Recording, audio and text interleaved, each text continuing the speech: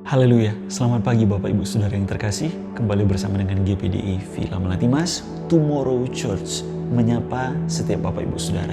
Dimanapun Bapak Ibu Saudara berada hari ini, kiranya kasih dan kemurahan Tuhan, anugerah Tuhan terus menjadi bagian kita, pribadi lepas pribadi. Haleluya. Saudara, renungan kita pada pagi hari ini, Injil Matius, pasal yang ke-19, ayat 29. Injil Matius pasal yang ke-19 ayat 29. Demikian firman Tuhan. Dan setiap orang yang karena namaku meninggalkan rumahnya, saudaranya laki-laki atau saudaranya perempuan, bapak atau ibunya, anak-anak atau ladangnya, akan menerima kembali 100 kali lipat dan akan menerima hidup yang kekal. Saudara, apa yang kita pelajari dari Matius pasal 19 ayat 29 ini? Ada beberapa hal. Yang pertama, saudara, adalah hal mengikut Kristus ini bukanlah perkara yang ringan, bukan perkara yang mudah, saudara. Ini adalah perkara yang berat, tidak mudah untuk dilakukan, saudara. Kita membutuhkan kesetiaan yang secara total kepada Tuhan untuk melakukan ini. Ada masa-masa di mana, saudara, kita harus meninggalkan kenyamanan kita, meninggalkan status kita, mungkin, saudara, meninggalkan juga mungkin harta benda kita, saudara, demi untuk ikut kehendak Tuhan, demi untuk kehendaknya dalam kehidupan kita, saudara. Tetapi, saudara, setiap pengorbanan yang kita lakukan ini butuh pengorbanan. Nah, tetapi setiap pengorbanan di sini, saudara, tidak sia-sia, saudara, karena ada berkat, ada janji Tuhan, yaitu apa? Berkat secara spiritual, saudara, dalam kehidupan kita.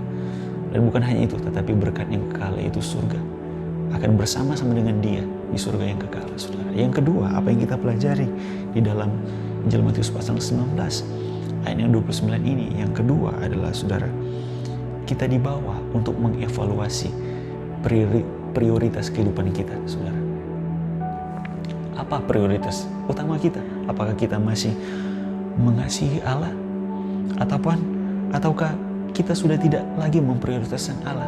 Dunia ini yang menjadi nomor satu di dalam kehidupan kita.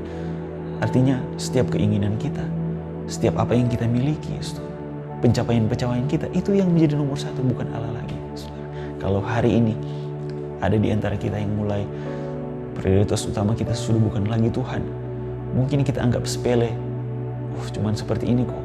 Tetapi lama-kelamaan tanpa kita sadari, Tuhan sudah menjadi nomor 2 dalam kehidupan kita, sudah tidak menjadi prioritas utama dalam kehidupan kita. Mari, saudara, saya mengingatkan kembali untuk kita kembali kepada prioritas utama, yaitu Tuhan. Haleluya. Saudara, yang ketiga, apa yang kita pelajari dari ayat 29 ini, saudara, yang ketiga adalah Yesus memberikan penghiburan kepada murid-muridnya, termasuk kita yang ada di zaman sekarang ini, saudara. Dia memberikan penghiburan kepada setiap orang yang percaya, yaitu setiap jerih payah kita, setiap pengorbanan yang kita lakukan dalam bentuk apapun juga tidak sia-sia, saudara. Amin. Tidak akan pernah sia-sia. Jerih payah kita tidak sia-sia, kata firman Tuhan. Namun ada berkat yang disediakan, sama seperti yang poin yang nomor 2 tadi, saudara. Ada berkat secara spiritual dan bahkan kehidupan yang kekal bersama dengan Dia. Nah, namun pertanyaannya, saudara, kenapa seringkali pengorbanan yang sudah kita berikan, jerih payah yang sudah kita lakukan, seringkali menjadi sia-sia, dan bahkan akan menjadi sia-sia kalau ada satu alasan, kalau semua pengorbanan yang kita lakukan itu tidak didasari dengan iman. Saudara, di dalam pasal yang sama ini, pasal 19 ini, ada seorang muda yang datang kepada Yesus yang dia bilang, perintah apa lagi yang harus aku lakukan? Semua perintah Allah sudah aku lakukan. Yesus bilang ada satu lagi. Apa itu? Jual seluruh hartamu dan berikan kepada orang miskin dan ikutlah aku, saudara. Tetapi dia tidak melakukannya, saudara. Karena kenapa? Dia memprioritaskan hartanya daripada Tuhan. Hartanya lebih utama. Oleh sebab itu dia menjadi kecewa dan pergi. Kenapa dia bisa seperti itu? Karena imannya, saudara.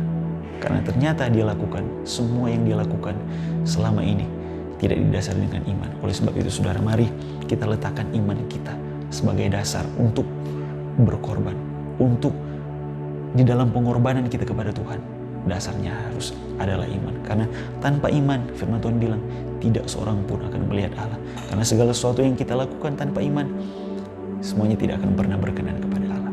Sebab itu saudara, jangan sampai pengorbanan kita yang sudah kita lakukan kepada Tuhan ini menjadi sia-sia, saudara.